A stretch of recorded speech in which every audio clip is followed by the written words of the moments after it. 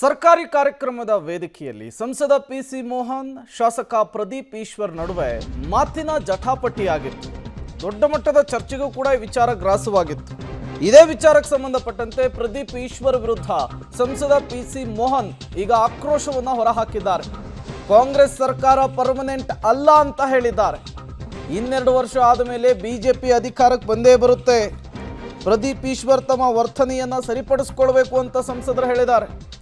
ಯಡಿಯೂರಪ್ಪ ಕೊಡುಗೆಯ ಬಗ್ಗೆ ಮಾತನಾಡಿದರೆ ಇವರಿಗೇನು ಸಮಸ್ಯೆ ಅಂತ ಪ್ರಶ್ನೆ ಮಾಡಿದ್ದಾರೆ. ಪ್ರದೀಪ್ ಈಶ್ವರ್ ವಿರುದ್ಧ ಸಂಸದ ಪಿಸಿ ಮೋಹನ್ ನಿಗಿ ಕೆಂಡವಾಗಿದ್ದಾರೆ.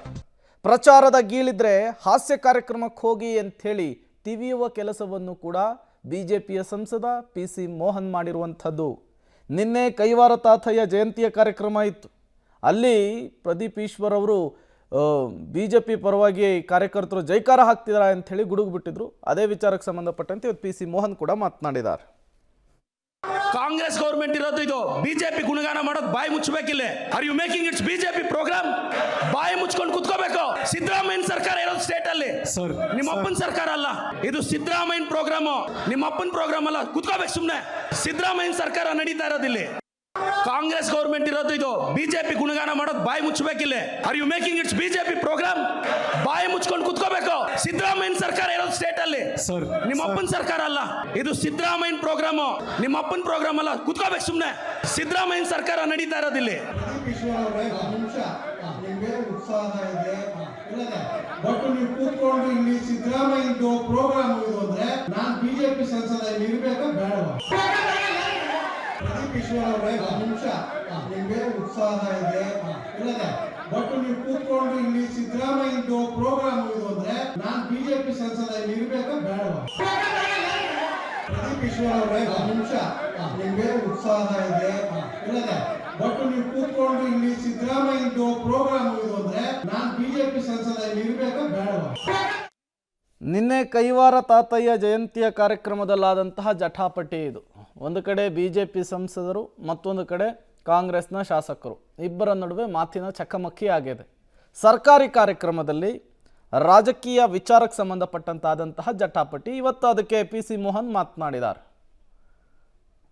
ಅದು ನನಗೂ ಕೂಡ ಅರ್ಥ ಆಗಿಲ್ಲ. ಇವಾಗ ಆರ್ ಸೀತಾರಾಮ್ ಅವ್ರು ಬಂದು ಅವ್ರು ಭಾಷಣ ಮಾಡೋದ್ರು. ನಾನು ಕೂಡ ಅವರ ಭಾಷಣ ಆದಮೇಲೆ ನಾನು ಮಾಡಬೇಕಾಗಿದ್ದು. ಭಾಷಣ ಮಾಡಿ ಹೊರಗಡೆ ಬಂದೆ. ಇವತ್ತು ನಾವು ಒಟ್ಟಾಗಿದ್ದು ಸಮುದಾಯಕ್ಕೆ, ಇವತ್ತು ಸಮುದಾಯ ಭಾಳ ತೊಂದರೆಯಲ್ಲಿದೆ. ಇವತ್ತು ಹಳ್ಳಿಗಾಡಲ್ಲಿ ಜನ ಇದ್ದಾರೆ. ಇವತ್ತು ನಮಗೆ ಎಂಪ್ಲಾಯ್ಮೆಂಟ್ ಸಿಕ್ಕೋದು 91ರಲ್ಲಿ ಎಲ್ಲಿ ಕಾಂಗ್ರೆಸ್ಸಿಂದ ಒಂದು ಅನ್ಯಾಯ ಆಗಿತ್ತು, ಇವತ್ತಿನವರೆಗೂ ಸರಿಪಡಿಸೋಕ್ಕಾಗಿಲ್ಲ.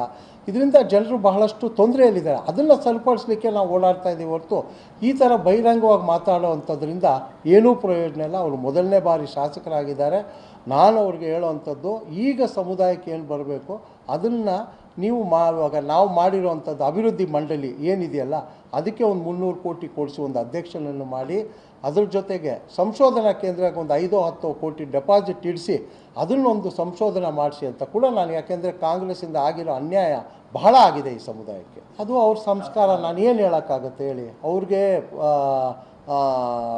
ಏನು ಹೇಳಬೇಕು? ಇವಾಗ ಬ್ಯಾಂಕ್ವೆಟ್ ಹಾಲಲ್ಲಿ ಮಾಡಿದಾಗ ಪಕ್ಷಾತೀತವಾಗಿ ನಾವೆಲ್ಲರನ್ನೂ ಕರೆದ್ವಿ. ಬಸವರಾಜ ಬೊಮ್ಮಾಯಿ ಅವರೇ ಬಂದಿದ್ದರು. ಇವತ್ತು ನೋಡಿ, ಆ ಕಾರ್ಯಕ್ರಮಕ್ಕೆ ಸಿದ್ದರಾಮಯ್ಯನವರು ಬರಲಿಲ್ಲ, ಒಂದು ಮಂತ್ರಿ ಕೂಡ ಬರಲಿಲ್ಲ, ಯಾರೂ ಬರಲಿಲ್ಲ. ಅಂದರೆ ನಿಮಗೆ ಸರ್ಕಾರದಲ್ಲಿ ಈ ಸಮುದಾಯವನ್ನು ಎಷ್ಟು ಕಡೆಗಣಿಸಿದ್ದಾರೆ ಅನ್ನೋದಕ್ಕೆ ನಿನ್ನೆ ಒಬ್ಬ ಕೂಡ ಸರ್ಕಾರದಿಂದ ಒಬ್ಬ ಮುಖ್ಯಮಂತ್ರಿ ಆಗಲಿ, ಕನಿಷ್ಠ ಪಕ್ಷ ಯಾವುದನ್ನ ಮಂತ್ರಿ ಆಗಲಿ, ಅಟ್ಲೀಸ್ಟ್ ಮಂತ್ರಿಯೂ ಬರೋಕ್ಕಾಗಲಿ ಅಂದರೆ ಒಂದು ಸರ್ಕಾರದ ಒಂದು ರೆಪ್ರೆಸೆಂಟೇಷನ್ ಯಾರನ್ನ ಒಂದು ಮಂತ್ರಿಯನ್ನು ಬರ್ಬೋದು. Pradeep Eshwar basically motivation speech ಕೊಡುವಂತಹ ಸಂದರ್ಭದಲ್ಲಿ ಮಾತನಾಡುವಂತಹದ್ದೇ ಹೀಗೆ. ಬಟ್ ಅದೊಂದು ಸರ್ಕಾರಿ ಕಾರ್ಯಕ್ರಮ ಅನ್ನೋದು ಮರ್ತಂತೆ ಕಾಣಿಸ್ತಾ ಇದೆ.